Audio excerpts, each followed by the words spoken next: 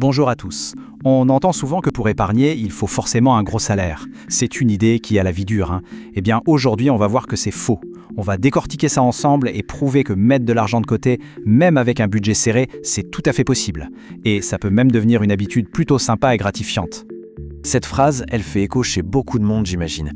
On a l'impression de courir un marathon financier tous les mois et que la ligne d'arrivée est à peine visible. On se dit qu'une fois les factures payées, il ne reste plus rien. C'est de ce sentiment de fatalité dont on va parler. Et pourtant, c'est justement ce mythe qu'on va faire voler en éclats. Le but, ce n'est pas de se priver de tout, non, pas du tout. C'est plutôt de changer un peu sa façon de voir les choses et d'adopter quelques réflexes malins. Et tout ça, ça commence par y voir plus clair dans ses propres comptes. Allez, on attaque. Alors, comment on fait concrètement? Avant même de penser à mettre 1 euro de côté, la première étape, c'est de comprendre. Savoir où va son argent, c'est la base de tout. La toute première chose à faire, c'est un petit état des lieux sans pression. On prend une feuille, une appli, ce qu'on veut et on liste tout. D'un côté ce qui rentre et de l'autre tout ce qui sort. Le loyer, les factures, les courses, mais aussi les petits plaisirs. Le but n'est pas de se juger, juste de mettre les choses à plat, de visualiser. Et pour s'aider, il existe une règle toute simple, la règle du 70-20-10. C'est un super point de départ quand on a un salaire modeste. L'idée c'est 70% pour les dépenses qui sont obligatoires, 20% pour se faire plaisir et 10% pour l'épargne. Ça montre bien qu'il y a une place pour l'épargne, même dans un budget qui semble déjà bien rempli. Bon, une fois qu'on a une vision claire de son budget, on peut passer à l'étape 2, la chasse au trésor. Ou plutôt, la chasse aux dépenses invisibles. C'est là qu'on va trouver le vrai potentiel des microéconomies. Et vous allez voir, ça peut faire une différence énorme. C'est la grande question, pas vrai? On a souvent l'impression que tout est déjà optimisé au maximum.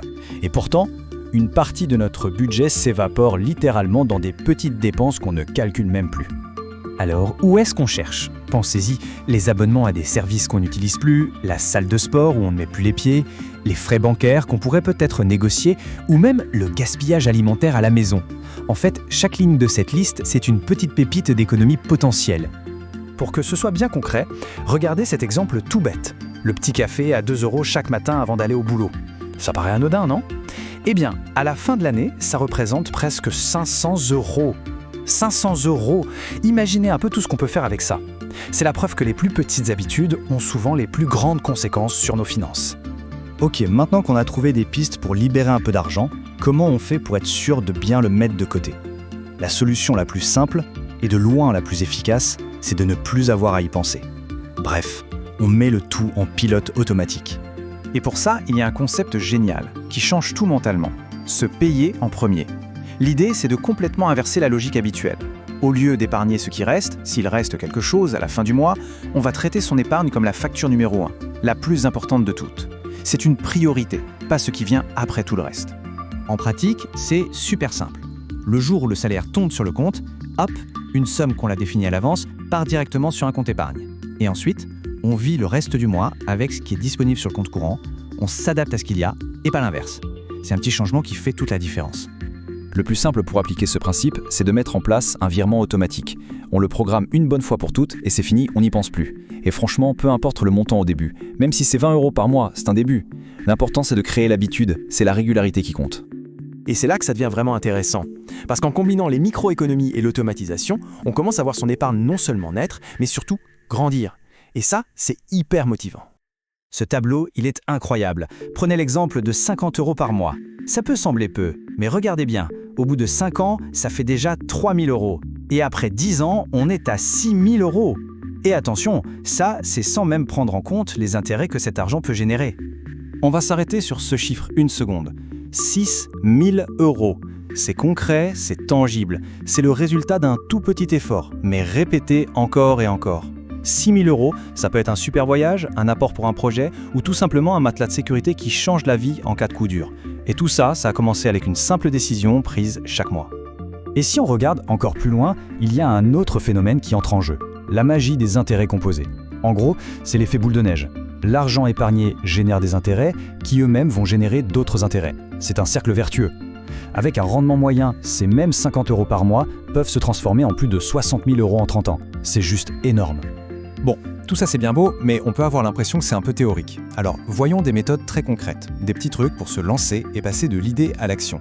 Et ce, dès maintenant. Par exemple, il y a le défi des 52 semaines. C'est une approche super ludique pour commencer en douceur.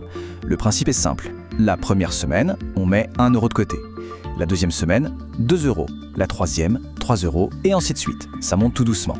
Et à la fin de l'année, sans vraiment s'en rendre compte, on a mis de côté presque 1400 euros. Pas mal, non? Épargner, c'est aussi faire des choix de consommation plus intelligents. L'exemple de Paul est parfait pour ça. Au lieu d'acheter son vélo sur un coup de tête, il a pris le temps. Il a attendu les soldes, il a regardé les occasions, et résultat, il a économisé plus de 200 euros. Il a eu son vélo et il a gardé de l'argent. Voilà une petite boîte à outils de bons réflexes à adopter. Toujours comparer les prix, penser à la seconde main, se faire à manger un peu plus souvent, profiter des cartes de fidélité. Toutes ces petites actions mises bout à bout au quotidien allègent vraiment le budget. Et cet argent libéré, on sait où il peut aller. S'il y a une chose à retenir, vraiment, c'est celle-ci. La régularité est beaucoup plus importante que le montant. On l'a vu, épargner 10% d'un SMIC, ça représente près de 1700 euros sur un an. C'est une somme qui peut vraiment changer la donne et permettre de concrétiser plein de projets. On boucle la boucle. On est parti de l'idée que c'était mission impossible d'épargner avec un petit salaire, et on voit bien que c'est un mythe. Ce n'est pas une question de chance ou de revenus astronomiques. Non, c'est avant tout une question d'organisation, de bonnes habitudes et de méthode. Alors voilà, la question finale, elle est pour chacun d'entre nous. Que ce soit pour financer un rêve, se former, ou juste pour avoir l'esprit plus tranquille, toute grande aventure financière commence par un tout premier pas. Alors, et si le plus grand projet de demain commençait avec ce tout premier euro mis de côté